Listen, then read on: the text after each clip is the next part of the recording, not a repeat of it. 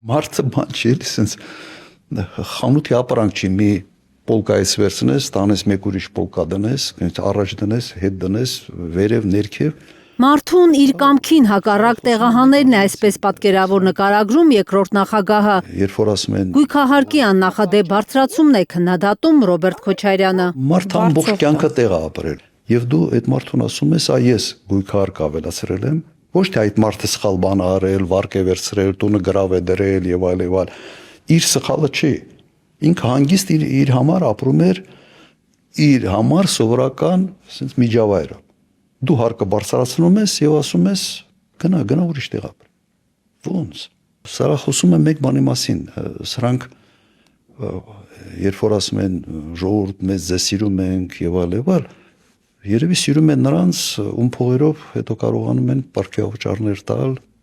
սեփական sense բարեկեցության հարցերը լուծել։ Քաղաքացիները Հայաստան դաշինքի հետ հանդիպումներում դժգոհում են պապական տան համար, որ ժառանգություն է ստացել, հիմա ստիպված են գրեթե 22 անգամ ավել վճարել։ Արաբկիրում 700 քառակուսի մետր հող է, որից 100-ը տունն է, բայց այդ սեփականությունը մարդը ունի 47 թվականից։ Հետո իհարկե սեփականաշնորհում ա եղել եւ մարդը ընդամենը մի քանի տարի առաջ այդ տան համար եւ հողի համար, որը չի վերակառուցվել, չի դարել գերշքեղ առանձնատուն, վճարել է 22000 դրամ գույքահարկ, 22000 դրամ։ Հին տուն է, պապական այսպես տուն է։ Այս տարվա գույքահարկը գիտեք ինչքան է։ 560,000 դրամ։ Այս քաղաքացիներին չէ՞ կարծեմ առաջարկում, ասում են ձեր տունը վարձով տվեք կամ վաճառեք, գնացեք, չգիտեմ որտեղ ապրեք։ Մի կարկառուն դեմքերից մեկի հայրը հայտնի բան ասաց, չէ, ասեց օպել քշող համբալներ։ Ես կարծում եմ միայն այդ վերաբերմունքի շրջանակներում են կարող մարդկանց խորհուրդ տալ տունդ վարձով դուր գնա մեկ ուրիշ տեղ ապրի։ Մարդ սա կյանքը տեղ ապրել։ Լավ դու մարդկային որևէ բան չունես։ Հայաստանի երկրորդ նախագահի խոսքով գույքահարկի աննախադեպ թանկացումը կարող է հարվածել շինարարությանը։ Անկումը չի բացառում Քոչարյանը, ըստ նրա հետևանքներն արդեն տեսանելի են։ Ինչ է այսօր կատարվում։ Շինարարության մի զգալի մասը եւ իպոթեկից երբ որ օգտվում են, մի զգալի մասը հատկապես եկամտահարկի վերադարձի հատվածը ինվեստիցիոն ձեռքբերում է բնակարանի, ոչ թե մարդիկ առնում են իրենց բնակարանային պայմանները լավացնելու համար, գնում են որպես ներդրումային, այսպես բնակարան եւ մտածում են հետո վարձով կտան այդ բնակարանը եւ այսպես շարունակ։ Մի զգալի կտորը այդպեսինն է։ Երբ որ դու գույքահարկը մեծացնում ես, դու խնդրեմ ես ստեղծում ինքը այդ գույքահարկի մեծացված բանը պիտի մտնի վարձով տալու գնի մեջ։ Եվ քանի որ շուկայում նաև առաջարկն է մեծանում, եւ այդ առաջարկի գլխից քո կապիտալ ներդրման ծավալն է մեծանում, ինքը մեծ խնդիրներ լինելու։ Դու չես կարող հարկային բեռը այնքան ավելացնել, որ քո քաղաքացին չի կարող այլևս դա մարսի։ Աննախադեպ բարձրացված գույքահարկի մասին գործող օրենքը չեղարկելու, գույքի հարկը 50%-ով նվազեցնելու ծրագիր ունի Հայաստան դաշինքը։ Ռոբերտ Քոչարյանը հիշեցնում է, իր կառավարման 10 տարվա ընթացքում ոչ մի հարկատեսակ չի ավելացել, որովհետև շատ լավ գիտեր բիզնեսը հարկային կայունություն է սիրում։ Երբ այդ դաշտը գործարարի համար կանխատեսելի է, առանց մտածելու ներդրումներ է անում։ Հիմա ճիշտ հակառակն են անում։ Հիմա տեսնում են մի տեղից հնարավոր է մի քիչ բան ավելացնել, եթե փողը չի երեքում պարգևավճար տալու համար, անպայման մի ոլորտի վրա ինչ որ մի լրացուցիչ բեռ են ավելացնելու։ Նայեք, 10 տարվա ընթացքում 98-2008 թիվ որևէ հարկատեսակ չի մեծացել, հակառակ։ Այդ կայունությունն է պետք հաղորդել։ Բիզնեսը ներդրում անելու ժամանակ ինքը պետք է հասկանա, որ այս պետությունը ասենց գիշերների երազում կառավարությունը չի տեսնում, թե ումից ավելի շատ հարկեր կամեն։ Այդ մոտեցումը չի եղել։ Հարկային տերոր չի եղել, բայց իր ղեկավարած կաբինետին հաջողվել է գերազանցել խոստացած 8% տնտեսական աճը։ ավելի զգուշավոր կանխատեսում շատ ավելի լավ արդյունք։ Երբեք չի եղել, որ բյուջեն, ասենց խնդիրներ ունենալու պատճառով բան հարկ ենք ավել, հակառակը։ Հարկային բեռը թեթևացնում ենք։ Եվ եւս մեկ հանգամանք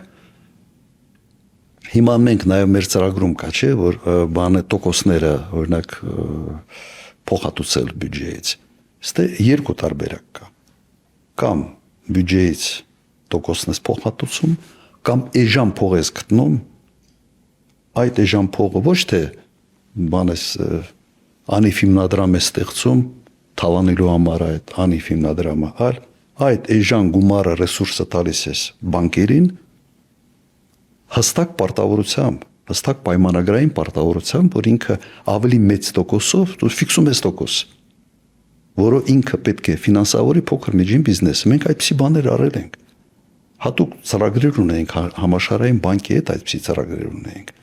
Հատուկ աջակցման, փոքր բիզնեսի աջակցման գրասենյակներ ենք ստեղծել։ Ըստ Քոչարյանի, վերջին տարիներին իշխանությունը փորձում է տնտեսական որոշակի բարձր ցուցանիշները ներկայացնել որպես իրենց աշխատանքի արդյունք։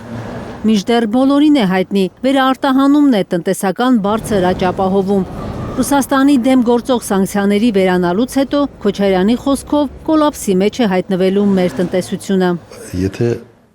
փոքր միջին բիզնեսը 98 թվականին կազմել է համախառն ներքին արդյունքի 13%, 2008 թվականին արդեն կազմել է 46%։ Երևի լավ կյանքից է, չէ՞, դա կատարվել լավ պայմաններից։ Հիմա նայեք իրենք ինչ վիճակում են ստացել եւ ինչ վիճակում է հիմա, օրինակ այս 8 տարում։ Չի ավելացել ընդհանրապես։ Փոքր միջին բիզնեսի վիճակը վատթարացել է։ Ովքեր կարողացել են 22 թվականից հետո այդ սանկցիաների շրջանցման այդ ճանապարհով ինչ որ բան բերել տանել Ռուսաստան, նրանք ինչ որտեղ նորմալ վիճակում են։ Հաջողված ներդրումների բազմաթիվ օրինակներ ունի Ռոբերտ Քոչարյանը, դրանցից մեկն էլ ադամանդագործության խթանումներ։ Մենք այստեղ ադամանդ չունենք, մենք պետք է ադամանդ ներմուծենք։ Ինչ եմ արել։ Ռուսաստանի նախագահի հետ պայմանավորվել եմ շատ արագ։ Ռուսաստանի նախագահի հետ պայմանավորվել էին Ռուսաստանի ներքին գներով անմշակ ադամանդ ներկրել Հայաստան։ Այստեղ քարերը հղկվում, ադամանդ էին դառնում ու արտահանվում Եվրոպա ու այլ աշխարհամասեր։ Մի քանի տարում ադամանդի $20 միլիոն շրջանառությունը հասավ $250 միլիոն։ Ծավալների առումով պատկերացրեք, $20 միլիոն էր ընդամենը ծավալը, մեկ աշխատող մի Անտվերպենից մի հայի շնորհիվ Արսլանյան ազգանունով, բայց հետո դառավ $250 միլիոն։ 2-3 տարում։ Պատկերացրեք, ինչ ծավալի, ինչ աճ ենք մենք ունեցել, 10 ավելի քան 10 սապատիկ աճ ենք ունեցել։ Ընդամենը պետք էր պայմանավորվել Ռուսաստանի հետ, կնքել համապատասխան պայմանագիրը, մնացածը արդեն գնացինք իրենով։ Նույնիսկ տարբեր հայտնի ընկերություններ եկել են այստեղ բիզնես են հիմնել։ Հայաստան դաշինքը հատուկ ծրագրեր ունի նաև փոքր ու միջին բիզնեսի զարգացման համար։ Մենք ծրագրում նախատեսել ենք փոքր բիզնեսի համար հարկերի վերադարձ, յետ վերադարձ,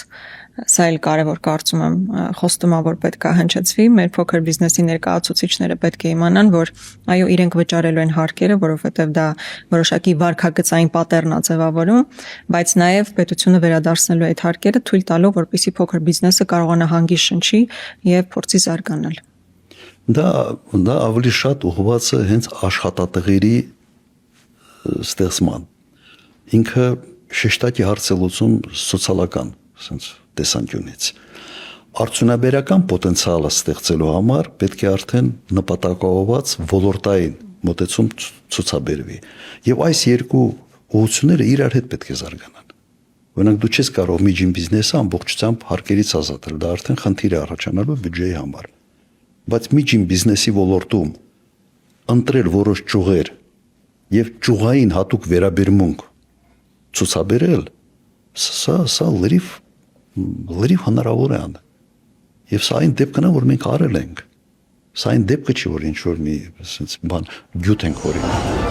Հիմա ըստ Քոչարյանի հարկային արտոնություն են ստանում կոնկրետ գործարարներ։ Ընտրովի բիզնեսմենները ազատվում են Մաքսային վճարումներից պայմանով, որ նրանք գումարներ կփոխանցեն «Իմ քայլը» հիմնադրամին։